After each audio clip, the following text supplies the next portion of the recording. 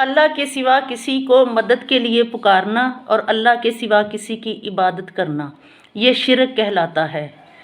ये लोग जब अवामुन नास में आते हैं तो कहते हैं कि हम गौस पाक के वसीले से अल्लाह से ही मांगते हैं, कि दर हकीकत हम अल्लाह से मांगते हैं लेकिन गौस पाक के वसीले से मांगते हैं। मुलाहजा फरमाइए इनकी वीडियो के ये डायरेक्ट गौस पाक से मांग रहे हैं और फिर कितनी डटाई से कहते हैं कि ये शिरक नहीं है। हमने ये दोबारा वीडियो नहीं बनानी थी इस पर, लेकिन जाहिल लोगों के कमेंट पढ़कर हमने ये वीडियो बनाई है कि जो कुरान पर गौर ही नहीं करते और ऐसी बेतुकी सी दलीलें देते हैं। दलील वो होती है जो कुरान और हदीस से हो। क्या इस वीडियो में सुने आप कि क्या ये गौस पाक से नहीं मांग रहे? क्या गौस पाक से मांगना जायज़ है? क्या अल्लाह के सिवा किसी और से मांगना जायज़ है? गौस पाक खुद भी अल्लाह से मांगते थे। हज़रत अली करमुल्लाहु ताला वजहू भी अल्लाह ही से मांगते थे।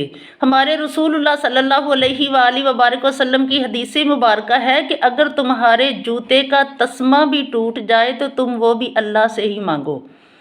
तो ये डायरेक्ट गौस पाक से मांग रहे हैं, लेकिन बेतुकी सी दलीलें देकर इनके मुफ्ती जो हैं वो भी ऐसी ही दलीलें देते हैं, क्योंकि उनको पढ़ाया ही ऐसे गया है।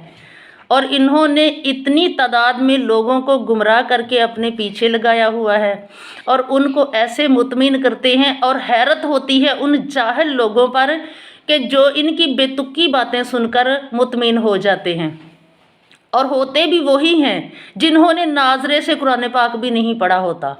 और इनकी दुकानें चल रही हैं, ये चंदे ले रहे हैं।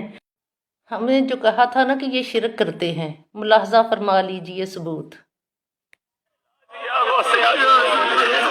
आपके गुनहगार मुरीद आए हैं, हमारी झोली भर दीजिए, झोली को मेरी भर दो, वरना कहेगी दुनिया ऐसे सखी का मंगता फिरता है मारा मारा। मेरी लाज रख लो या गौस, मैं मुरीद हूँ तुम्हारा, मैं मुरीद हूँ तुम्हारा। गौस पाक आपने अपने दर पर आने वालों को सबको नवाजा। ये दूर दूर से आपके फकीर, आपके मुरीद, आपसे मोहब्बत करने वाले आए हैं। आज आपके उर्स की रात है, इसे खाली ना लौटाइए, सबकी झोलियां भर दीजिए। लोगों, एक मिसाल बयान की जाती है, उसे गौर से सुनो कि जिन लोगों को तुम अल्लाह के सिवा पुकारते हो वो एक मक्खी भी नहीं बना सकते, अगरचे उसके लिए सब इकट्ठे हो जाए। और अगर मक्खी उनसे कोई चीज छीन ले जाए तो उसे उससे छुड़ा नहीं सकते। तालिब और मतलूब यानी आबिद और माबूद दोनों गए गुजरे।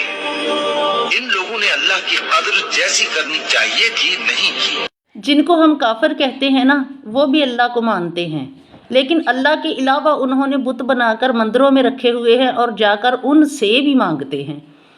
तो उनमें, उन बुतों से मांगने वालों में और इनमें फ़र्क क्या रहा? उन्होंने बुत बनाकर सामने रख लिया तो इन्होंने अंदर दफन करके कब्र से मांगना शुरू कर दिया। कब्र से मांगने वालों में और बुत से मांगने वालों में कोई फ़र्क नहीं रहा। तो ये शिरक नहीं तो और क्या है? हमें अल्लाह ताला से मांगना चाहिए। जितने नबी दुनिया में आए हैं वो तौहीद बयान करके गए हैं, अल्लाह का तारफ़ करवा कर गए हैं। गौसे पाक भी अल्लाह ही से मांगते थे और ये डायरेक्ट गौसे पाक से मांग रहे हैं। और अवामुन नास को इन्होंने ऐसे धोखा दिया हुआ है ना, और कहते हैं कि हम गौसे पाक के वसीले से मांगते हैं। और लोग जो हैं वो भी अपनी जाहलियत में इनके पीछे लगे हुए हैं बगैर सोचे समझे। क्या ये साफ जुमले उनकी समझ में नहीं आते? क्या कभी किसी ने सवाल करने की कोशिश की है कि हम तो डायरेक्ट मांग रहे हैं? हाँ, अगर आप कहें कि या अल्लाह गौसे पाक के वसीले से, ये तेरे वली हैं, अगर वली हैं तो इनके वसीले से या अल्लाह हमारी हाजत पूरी कर। तो ये डायरेक्ट कह रहे हैं कि या गौस हम तेरे दर पे आए हैं, हमारी झोलियां भर दे, हमें अता कर दें, हमें दे दें। इसी को तो शिरक कहते हैं। और शिरक क्या है? कमेंट करने वाले पूछ रहे होते हैं, ये शिरक नहीं है। जो वली दुनिया में आए हैं और अल्लाह की तौहीद बयान करके गए हैं, जिन्होंने अपनी ज़िंदगियां अल्लाह के रास्ते में वक्फ कर दी, क्या वो कह के गए हैं दुनिया में कि इस तरह के काम करो? बल्कि वो तो अल्लाह की तौहीद बयान करके गए हैं। क्या दाता साहब कह के गए हैं कि मेरे दरबार पर शराबें पीकर और सारे नशई जो हैं वो इकट्ठे होकर बैठ जाएं? کیا سخی شہباز قلندر یہ کہہ کے گئے ہیں کہ عورتیں میرے دربار پر آ کر سروں سے دوپٹے اتار کر مردوں کے درمیان ناچیں؟ یہ ولی کی تعریف ہے؟ جتنے بھی ہمارے ملک پاکستان میں ولیوں کے دربار بنے ہوئے ہیں ان پر کیا کچھ ہو رہا ہے؟ ولی یہ تعلیم دے کر گئے ہیں، بلکہ وہ تو دنیا میں آئے، اللہ کی وحدانیت بیان کی، اللہ تعالیٰ سے محبت کرنا سکھایا، نہ کہ انہوں نے اس طرح کے ناچ گانے سکھائے۔ یہ اپنی جاہلیت میں کر رہے ہیں۔ وہ نہیں کہہ کے گئے کہ ہم سے مانگو، نہ ہی غوث پاک کہہ کے گئے ہیں کہ مجھ سے مانگو، بلکہ وہ یہی کہہ کے گئے ہیں کہ اللہ ہی دینے والا ہے، اللہ سے مانگو، اور اللہ کے سوا کوئی اور دے بھی نہیں سکتا۔ یہ تو جب روز قیامت حساب ہوگا نا، وہاں جا کر پتہ چلے گا۔ اب ہزاروں لوگ کمنٹ میں آ کر کہیں گے کہ یہ ایسے ہے ویسے ہے، ہم تو اللہ سے ہی مانگتے ہیں لیکن غوث پاک کے وسیلے سے مانگتے ہیں۔ اس لیے کلپ ساتھ لگایا ہے کہ غور سے سنیں، یہ اللہ پاک سے نہیں مانگ رہے، غوث پاک کے وسیلے سے نہیں مانگ رہے، یہ ڈائریکٹ غوث پاک سے ہی مانگ رہے ہیں۔ اور پھر کہہ دیتے ہیں کہ اللہ نے اپنے بندوں کو اختیار دیا ہوا ہے کہ وہ دے سکتے ہیں، اور پھر یہ اتنی بے تکی سی مثالیں دیتے ہیں کہ ہم جو ہیں وہ اپنی ماں سے روٹی مانگتے ہیں، پھر وہ بھی نہ مدد مانگیں۔ بھئی ماں زندہ ہے، وہ سامنے ہے، جو سامنے ہوتی ہے ہم اس سے روٹی مانگتے ہیں۔ جب ہماری ماں مر کر قبر میں چلی جاتی ہے پھر ہم کہتے ہیں کہ ماں آ کر ہمیں روٹی دے، اور نہ ہی وہ دے سکتی ہے۔ یہی مثال ہے، اس کو سمجھنے کی کوشش کیجئے۔ جس طرح کی یہ مثالیں دیتے ہیں نا، مطمئن کرتے ہیں، یہ بالکل بے تکی مثالیں ہیں۔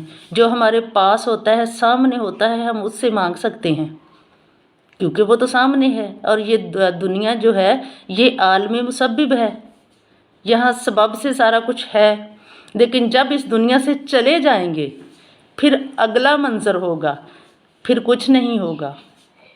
کیا کبھی آپ نے اپنی مری ہوئی ماں سے روٹی مانگی ہے؟ زندہ ماں ہو نا، وہ بیمار بھی ہو تو اس سے روٹی مانگیں گے تو وہ دے دے گی۔ جب وہ دنیا سے چلی جائے گی، آپ نے کبھی آواز دی ہے کہ ماں قبر سے اٹھ کے آ اور مجھے روٹی دے؟ اور نہ ایسا ہوا ہے۔ اور ایک ماں اپنے بچے کے لیے ولی سے کم نہیں ہے۔ جب وہ ماں جب مر جائے تو اٹھ کر اپنے بچے کو کچھ نہیں دے سکتی تو پھر یہ کیسے دے سکتے ہیں؟ یہ صرف لوگوں کو پیچھے لگانے کے لیے ان لوگوں نے عوام کو چورن بیچا ہوا ہے کہ ہم غوث پاک کے وسیلے سے مانگتے ہیں۔ در حقیقت یہ غوث پاک سے ہی مانگتے ہیں۔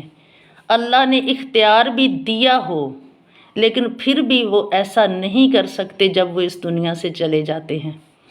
ہاں، دنیا میں ہونا اور بات ہے،